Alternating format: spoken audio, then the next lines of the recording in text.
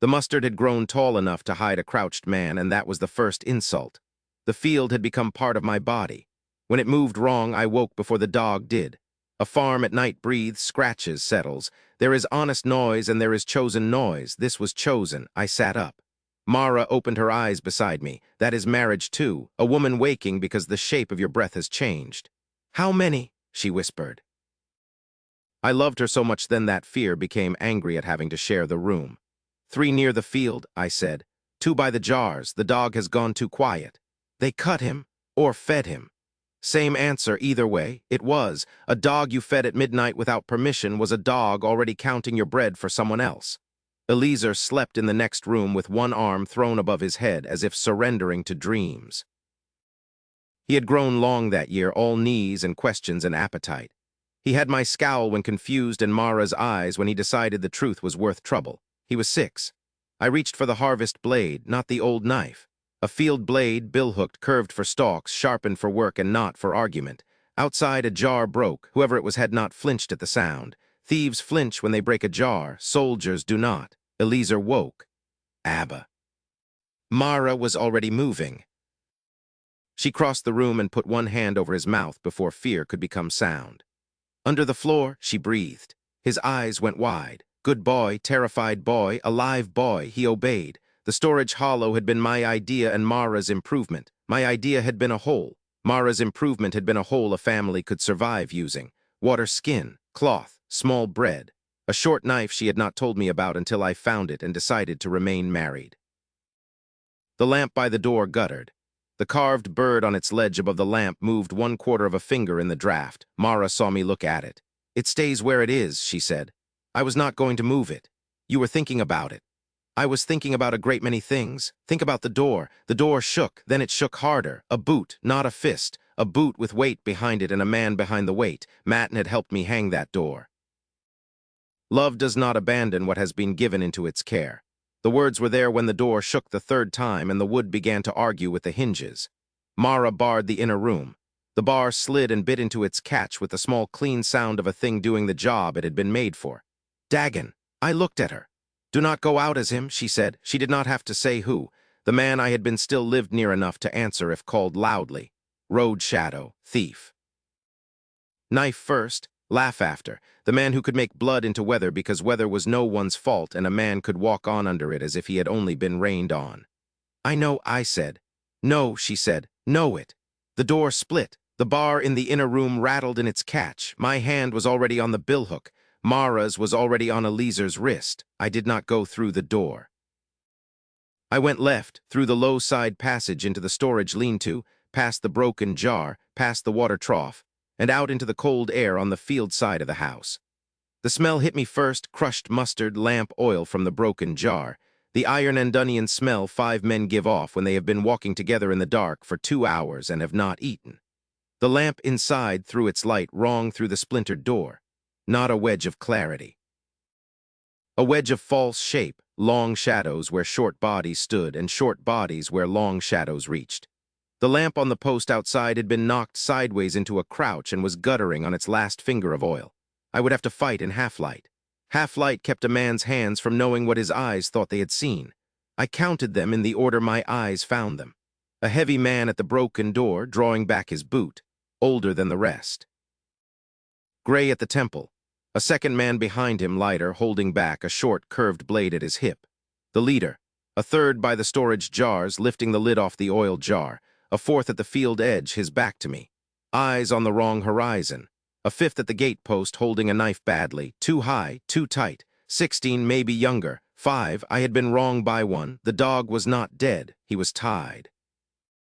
I could see the rope along the lean-to wall, his shape low against the dirt, eyes catching what little light fell through the broken door. They had not fed him. They had only knotted his jaw with cord. He would chew through it eventually, but eventually was a useless word in a fight. I moved before the second kick landed on the splintered door. Not toward the door, never toward the place a man expects you to be brave. I took the heavy one first. The flat of the billhook against his wrist, where the bone runs thinnest between the small two. Bone gave. The long knife dropped into the dirt with a sound the dirt did not bother answering. He screamed, the surprised scream of a man who has hurt other people his whole life and never expected the math to turn around. He fell back into the mustard. The stalks did not catch him. They never do. That should have ended it. Sometimes pain teaches. Sometimes pride refuses the lesson on behalf of everyone nearby. The leader's face changed. He had been measuring me. Now he was deciding. Barak, the leader said, not to me, to the man at the jars. Door. So the leader's name was not Barak. Barak was the one at the jars. The leader was the lighter one with the curved blade and the unsmile. Barak straightened from the oil jar, looked at me once, looked at the door, and ran for the door. Not at me. At the door. At the room behind the door. At Mara. At Eliezer. Everything given into my care. I moved. There are moments a man remembers slowly afterward because during them the body spends all memory on survival. I remember the leader stepping into my path to slow me, his curved blade rising. I remember turning the billhook to take his blade above my forearm. I remember the smell of mustard crushed under my heel.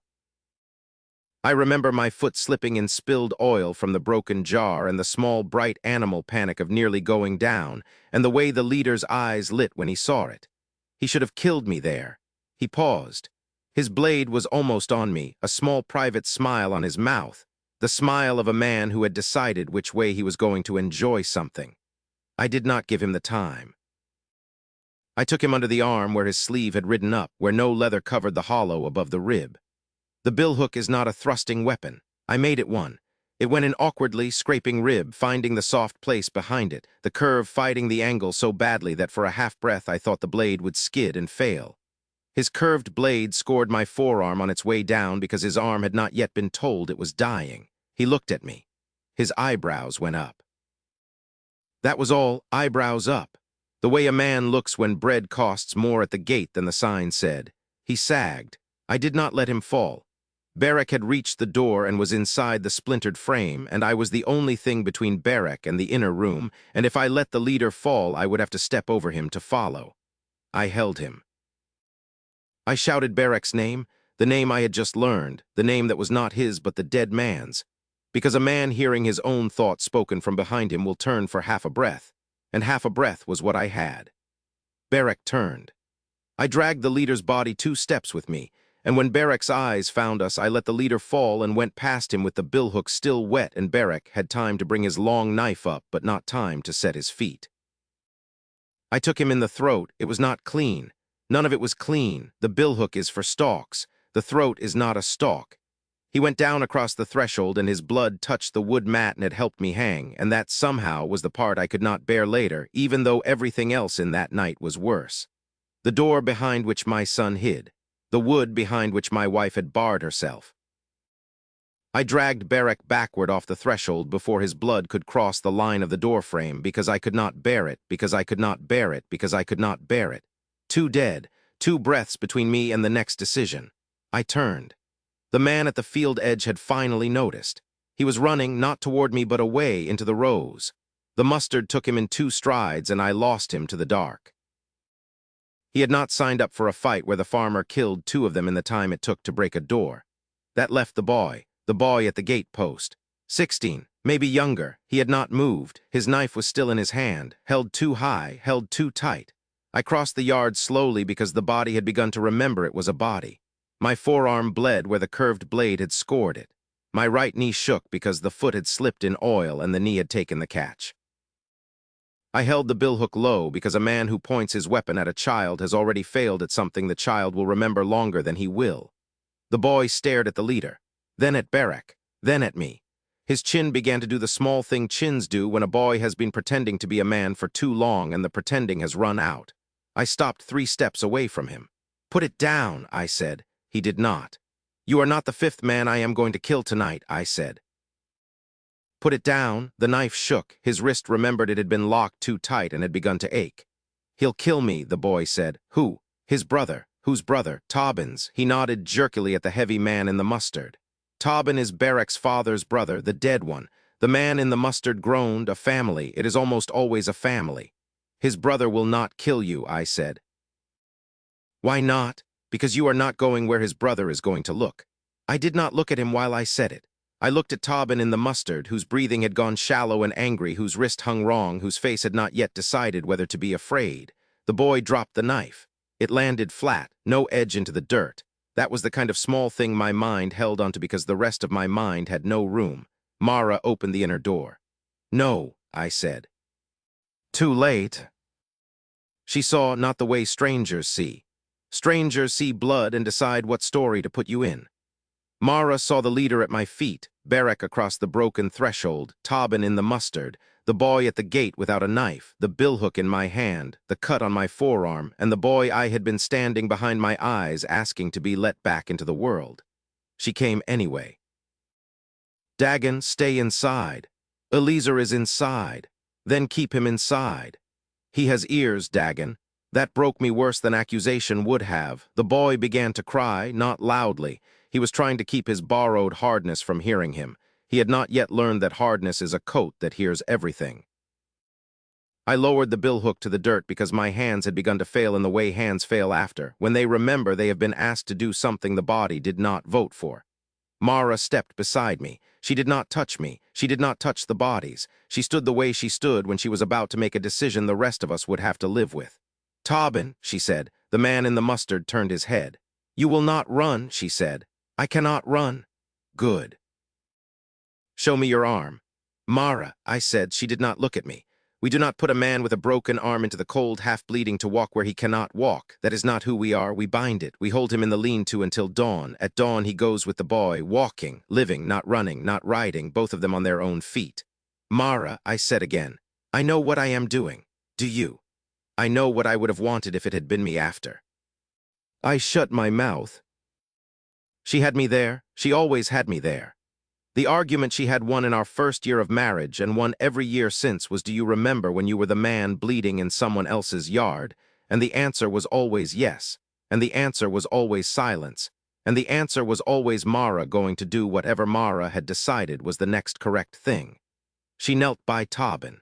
She used the good cloth. The work rag from the lean-to was soaked in lamp oil and would have smoldered against a torn arm. A practical reason.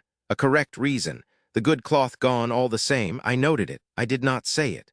Mara noted that I noted. She bound the wrist tight against a split of broken jar wood, splinting it the way a midwife splints a small finger with the calm hands of a woman who has bound worse. Tobin grunted once when she set the bone. He did not cry out. He had decided, somewhere in his 50-plus years on the roads, that crying out was a luxury for younger men. "In the lean-to," she said. I dragged him, carefully. He was heavy and his weight was wrong on the broken side. I made him a place against the lean-to wall, on the side away from the dog. The dog watched. The dog did not growl. The dog had decided this was now indoor work and not his. Mara brought a water skin and a piece of bread. She set them next to Tobin's good hand. "Eat," she said. "Drink, sleep if you can, dawn you walk." He looked at her. "Why?" "Because someone once did this for me." Was he kind? He was complicated. The bread was good. She turned away. Tobin's color was wrong. I had seen that color twice before, and both men had been dead within an hour. I almost said, "Mara, look at him properly." I let it go. That was my misjudgment, not hers. I went to the boy. "Name." I said. He swallowed. "Yoram." "Yoram what?" "Yoram bar Yitzchak." Mara made a small sound behind me, not a gasp, the sound a woman makes when the world has reached around behind her and tapped her on the spine. The boy did not notice. "From where?" I said. "Bethsaida. My family is dead. All of them. Father, 2 brothers, a sister, fever 3 winters back. Mother. Also, who taught you to hold a knife like that?" He looked at the knife in the dirt. Tobin taught you wrong. I know. Barrack would have killed you for being slow. I know. Why did you come?" He looked at me. He looked at the leader at my feet, the leader whose name I still did not have. He looked at the broken door and the broken jar and the smell of mustard and oil and what I was already learning to recognize as the smell of a man who has bled out. "They said there would be bread," he said. "There would have been," I said. "They said there would be a girl. There is no girl in this house. They said there would be a chest, money. They said a farmer who keeps his door locked at night has something to lose. And what did you think? I thought I was hungry, and I thought I did not want to find out what they meant by the girl." Mara closed her eyes for one breath and opened them. "Yoram," she said. He looked at her. "You will go west, across the wash.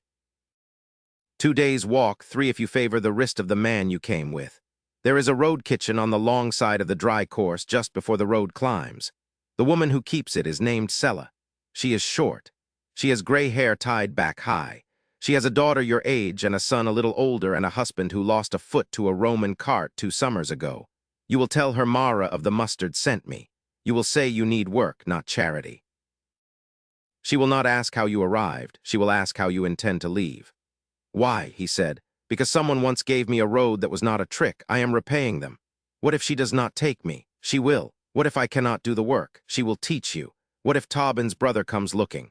Tobin has no brother left to send. Tobin's brother is in the mustard. He is dead. The dead do not come looking. Your name is Yoram bar Yitzchak of Bethsaida. From this morning forward, you are no man's nephew and no leader's boy. You belong to your own next step. Walk west. He nodded. He nodded too long. Then he sat down in the dust and put his hands over his face and did the small private weeping a boy does when no one will hold him for it. Mara did not hold him. She did the kinder thing. She turned away so he could weep with no one watching, and she went to the broken door and began with both hands to set the door back into its frame as if hanging it correctly would persuade the knight to begin behaving. I watched her. She had bound Tobin with the good cloth. She had told Yoram a road in the same voice she used for our neighbor's children. Both of these mercies, I thought, might yet cost something. I did not say. Tobin died before the lamp ran out. Mara found him. She had gone out to take him water again because the cold had deepened and she did not trust him not to be thirsty, and she came back inside without the water skin and stood inside the door and did not speak for a long count of breaths. Tobin? I said. Yes. How? Inside, not the wrist, inside. Something Barak must have hit when they kicked the door together. A rib, something. I did not see it. He bled where I could not see. I went out. He was the color he had been when I left him, only finished. The water skin had spilled where his hand had fallen open. The bread was beside him, broken in half but not eaten. He had finished half of it and lain down to finish the rest later. He had not finished the rest. He looked smaller than he had looked dying his way into life. I covered him with the second-best cloth because the good cloth was already on him around his wrist, doing the wrong job correctly. Mara stood in the doorway. I would have given him bread, she said. You did. I would have given him a road. You did. He could not take it. No. I thought he would live to walk away. I know. Did you? I looked at her.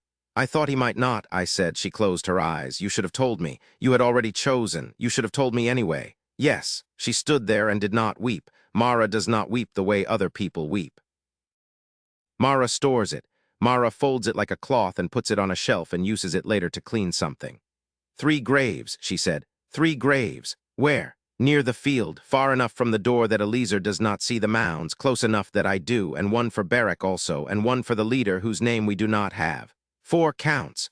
3 graves. The 4th waits on the wall for the boy if he lives. If the boy dies, his stone goes on a Tobin's mound. In our field, she breathed. Then dawn is not for sleeping. No, get the shovels. Yoram helped. A boy with no father will bury the man who was the closest thing he had to one, even if that man was wrong. He dug Tobin's grave alone. Mara let him. I dug the leaders. I dug Barak's. I dug deeper than I needed to because the ground was easier than my thoughts and I did not want to come up for a while. When my arms failed, Mara dug. When her arms failed, Eliezer came out of the house holding a stone in each hand. He had been told to stay inside. He had stayed inside through the killing. He had stayed inside through Mara's binding of Tobin. He had stayed inside through Tobin's dying. He had come out on his own decision sometime in the gray hour before dawn because his mother had been gone too long and his father had not come back inside and there were sounds out in the field that needed accompanying. He brought the stones to me. He did not look at the bodies. He looked at me. Abba, he said, yes, you are bleeding. A little. Mama said to give you these. For what? For the graves. I took the stones. He brought more. He brought them in pairs, 2 at a time, each pair heavier than his arms ought to have been able to manage, because a boy whose father is on his knees in a field will find the strength his arms do not have. We placed the stones together. One for the leader, whose name we never learned. One for Barak, son of the leader. One for Tobin, who would have walked away if his ribs had not been hit harder than his wrist.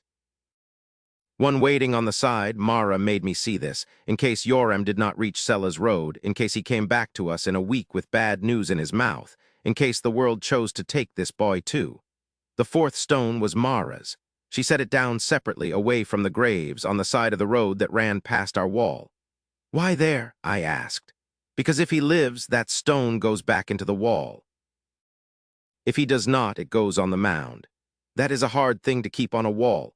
All the stones in this wall are hard things. I did not argue. I went to my knees by the leader's grave first because he was the one I had killed with the most pleasure, and pleasure is the part of killing a man is supposed to confess. God of my fathers, I said, my voice did not sound like mine. Receive him better than I met him. I did not know his name. I prayed without his name. I hoped the God of my fathers had a better filing system than I did. I went to Barak's grave. God of my fathers, receive him better than I met him. I went to Tobin's grave. God of my fathers, the word stuck. I tried again. Receive him better than we met him. Mara heard it. She did not correct me. She let the we stand. Then I sat on my heels with my hands on my knees, and my hands shook so hard the dirt under my fingers shook with them. And I said the last thing. Jesus, the name tore something on its way out.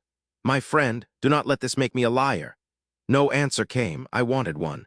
I wanted absolution with a voice. I wanted him to put a hand on my shoulder and say the thing that would make my hands mine again. I wanted the morning to crack open and his face to be the light, and his voice to say Dagon, and my chest to fall open and let go of what it had been carrying since the leader's eyes had emptied against my chest. Instead, Mara's hand came, warm, real, on my shoulder.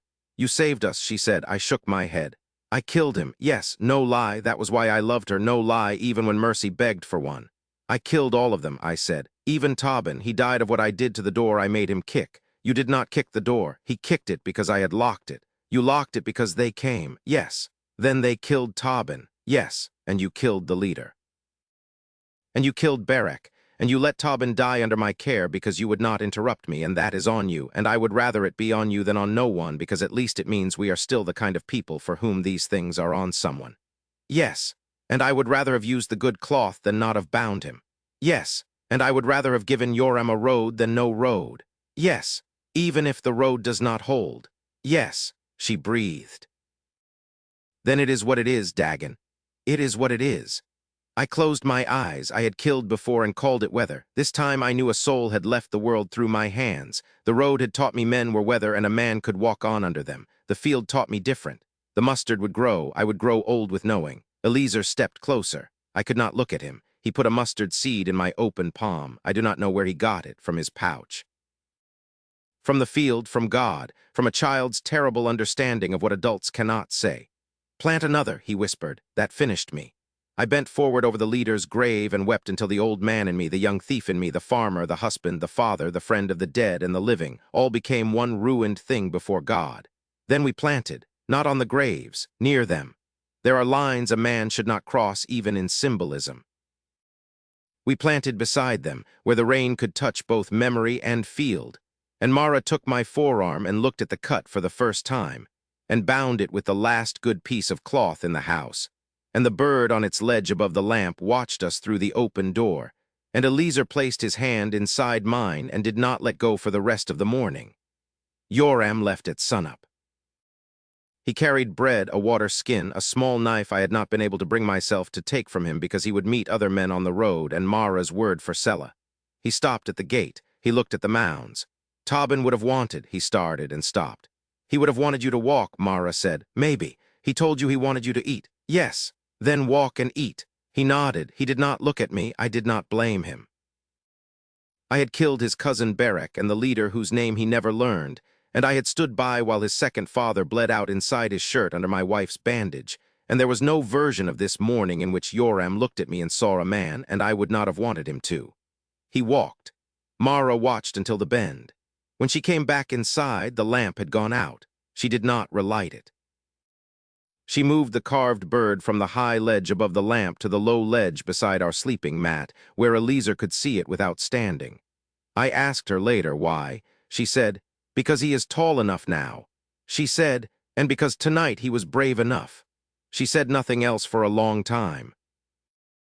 The dog came inside and lay across the threshold of the broken door because the broken door was where he had failed, and he was determined to keep failing in the right direction from now on. The field went quiet. The bird sat on its low ledge and watched the room. Life does not wait for man to feel clean before continuing. We bound, we buried, we planted, we slept. I dreamed of a road I had walked once with bread in my stomach and anger in my chest, and a woman whose name I had never asked, who had broken the bread for me and said, "And yet we are here," and I had hated her for it, and she had not stayed long enough to know I had built my life on her sentence. I woke once before dawn. Mara was awake. She had Eliezer's small hand in hers. The bird was watching. "Sleep," she said. "Did you in pieces? Will you? More in pieces."